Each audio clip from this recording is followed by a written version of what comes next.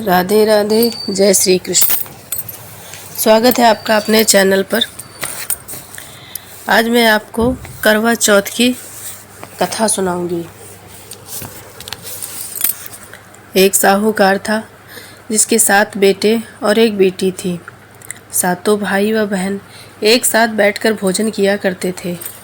एक दिन कार्तिक की कृष्ण पक्ष की चौथ का व्रत आया तो भाई बोला कि बहन आओ भोजन करें। बहन बोली, आज करवा चौथ का व्रत है, चांद उगने पर ही खाऊंगी।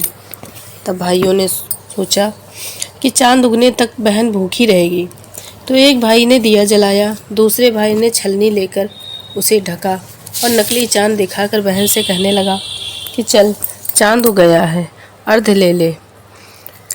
बहन अपनी भाभियों से कहने लगी कि चलो अर्घ दें, तो भाभियाँ बोली तुम्हारा चांद उगा होगा, हमारा चांद तो रात को उगेगा।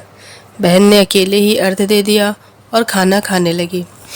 तो पहले ही ग्रास में बाल आ गया, दूसरे ग्रास में कंकड़ आया और तीसरा ग्रास मुंह तक किया तो उसकी ससुराल से संदेशा आया कि उसका पति बहुत बीमार है, जल्दी भेजो। माँ ने जब लड़की को विदा किया तो कहा कि रास्ते में जो भी मिले उसके पांव लगना और जो कोई सुहाग का आशीष दे उसके पल्ले में गांठ लगाकर उसे कुछ रुपए देना। बहन जब भाइयों से विदा हुई तो रास्ते में जो भी मिला उसने यही आशीर्वाद दिया कि तुम 7 भाइयों की बहन, तुम्हारे भाई सुखी रहे और तुम उनका सुख देखो। सुहाग का आशीष किसी ने भी नहीं दिया। जब वो ससुराल पहुंची तो दरवाजे पर उसकी छोटी ननद खड़ी थी। वह उसके भी पांव लगी तो उसने कहा कि सुहागिन रहो, सपूती हो वो। बहन ने यह सुनकर पल्ले में गांठ बांधी और ननद को सोने का सिक्का दिया। जब भीतर गई तो सास ने कहा कि पति धरती पर पड़ा है, तो वह उसके पास जाकर उसकी सेवा करने के लिए बैठ गई। बाद में सास ने दासी के हाथ बची कुची रोटी भेज दी। इस प्रकार से समय बीतते बीतते मार्गशीर्ष की चौथ आई तो चौथ माता बोली करवा ले भाइयों की प्यारी बहन करवा ले। लेकिन जब उसे चौथ माता नहीं दिखाई दी तो वह बोली, हे माता, आपने मुझे उजाड़ा है तो आप ही मेरा उद्धार करेंगी, आपको मेरा सुहाग देना पड़ेगा। तब चौथ माता ने बताया कि पौष की चौथ आएगी, वह मेरे से बड़ी है, उसे ही सब कहना, वही तुम्हारा सुहाग वापस देंगी। पौष की चौथ आकर चली गई, माघ की चली गई, फाल्गुन की चली गई, चैत्र बैसाख ज्येष्ठ आषाढ़ और सावन भादों की सभी चौथ आई और यही कहकर चली गई कि आगे वाली को कहना। असौज की चौथ आई तो उसने बताया कि तुम पर कार्तिक की चौथ नाराज है, उसी ने तुम्हारा सुहाग लिया है, वही वापस कर सकती है, वही आएंगी तो पांव पकड़कर विनती करना। ये बताकर वो भी चली गई। जब कार्तिक की चौथ आई तो गुस्से में बोली, भाइयों की प्यारी करवा ले, चांद दिन में चांद उगानी करवा ले, व्रत खंडन करने वाली करवा ले, भूखी करवा ले। यह सुनकर वह चौथ माता को देखकर उसके पांव पकड़कर गिड़गिड़ाने लगी, हे चौथ माता, मेरा सुहाग तुम्हारे हाथों में है, आप ही मुझे सुहागिन करें। तो माता बोली, पापिन हत्यारिन, मेरे पांव पकड़कर क्यों बैठ गई? तब वह बोली कि जो मुझसे भूल हुई उसे क्षमा कर दो, अब भूल नहीं करूँगी। तो चौथ माता ने प्रसन्न होकर आँखों से काजल, नाखूनों में से मेहंदी और टीके में से रोली लेकर छोटी उंगली से उसके आदमी पर छींटा दिया। तो वह उठकर बैठ गया और बोला कि आज मैं बहुत सोया। वो बोली, क्या सोए, मुझे तो 12 महीने हो गए। अब जाकर चौथ माता ने मेरा सुहाग लौटाया। यह सुन उसके पति ने कहा कि जल्दी से माता का पूजन करो। जब चौथ की कहानी सुनी, करवा का पूजन किया और प्रसाद खाकर दोनों पति पत्नी चौपड़ खेलने बैठ गए। नीचे से दासी आई, उसने दोनों को चौपड़ पास से खेलते देखा तो सासू जी को जाकर बताया। तब से सारे गांव में ये बात प्रसिद्ध होती गई कि सब स्त्रियां चौथ का व्रत करें तो सुहाग अटल रहेगा। हे चौथ माता, जैसे तूने साहूकार की बेटी का सुहाग दिया वैसा सबको देना। यही करवा चौथ के उपवास की सनातन महिमा है। बोलो जय करवा मैया। अब मैं करवा चौथ की दूसरी कथा कहूँगी। अति प्राचीन काल की बात है। एक बार पांडु पुत्र अर्जुन तप करने के लिए नीलगिरी पर्वत पर चले गए तो पीछे से द्रौपदी को बड़ी चिंता होने लगी कि कहीं अर्जुन की तपस्या में कोई विघ्न न डाले, क्योंकि पांडवों के अनेक शत्रु थे। इस प्रकार द्रौपदी ने शोक विह्वल हो श्री कृष्ण की आराधना की। श्री कृष्ण उपस्थित हुए और पूछा, कहो क्या कष्ट है तुम्हें? द्रौपदी बोली, हे प्रभु, मुझे क्या कष्ट है ये तो आप स्वयं जानते हैं। आप तो अंतर्यामी हो, मुझे कष्टों के बोझ ने बेवहल कर दिया है। क्या कोई ऐसा उपाय है जिससे इन कष्टों से छुटकारा मिल सके? श्री कृष्ण मुस्कुराकर बोले, हे महाभागा, तुम्हारा प्रश्न अति उत्तम है। यही प्रश्न एक बार पार्वती जी ने शिव जी से किया था। तब शिव जी ने पार्वती जी को करवा चौथ व्रत का विधान बताया था। तब द्रौपदी बोली, प्रभु, करवा चौथ व्रत की जानकारी मुझे भी दीजिए और उसकी कथा कहिए। तब श्री कृष्ण ने एक पल सोचने के बाद कहा, दुख सुख तो सांसारिक माना जाता है, प्राणी उसमें सदा ही लिप्त रहता है। अतः मैं तुम्हें अति उत्तम करवा चौथ की व्रत की कथा सुनाता हूँ, इसे ध्यान से सुनो। प्राचीन काल में गुणी विद्वान धर्मपरायण वेद शर्मा नाम का एक ब्राह्मण रहता था। उसकी पत्नी का नाम लीलावती था। उसके 7 महारथी पुत्र तथा एक वीरवती नाम की पुत्री थी। उसकी आंखें नील कमल के समान और मुख चंद्रमा के समान था। विवाह योग्य होने पर वेद शर्मा ने एक विद्वान ब्राह्मण के साथ उसका विवाह कर दिया। एक बार पुत्री ने अपनी भौजाइयों सहित कार्तिक कृष्ण चतुर्थी का व्रत किया।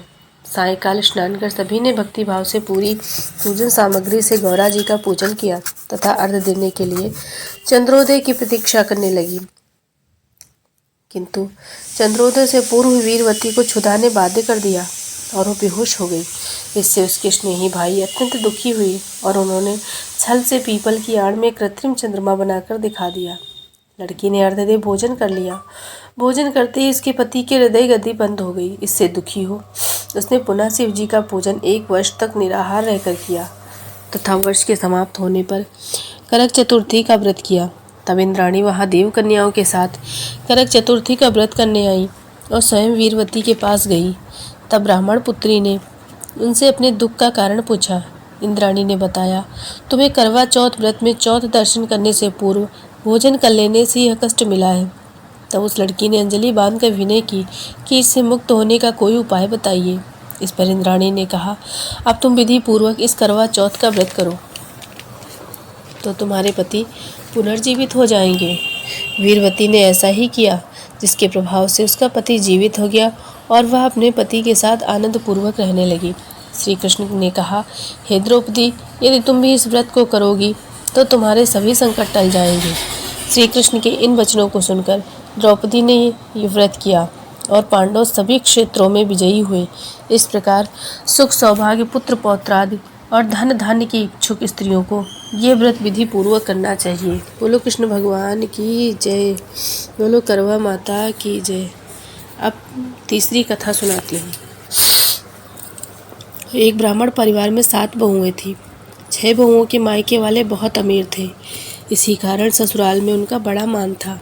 छोटी के मायके में कोई न था। वो घर का सारा काम काज करती, सबकी सेवा करती, पर कोई भी उससे प्यार नहीं करता। सभी उसे दुत्कारते रहते। 30 त्योहारों पर भी जब उसके मायके से कोई न आता तो वो बहुत दुखी होती।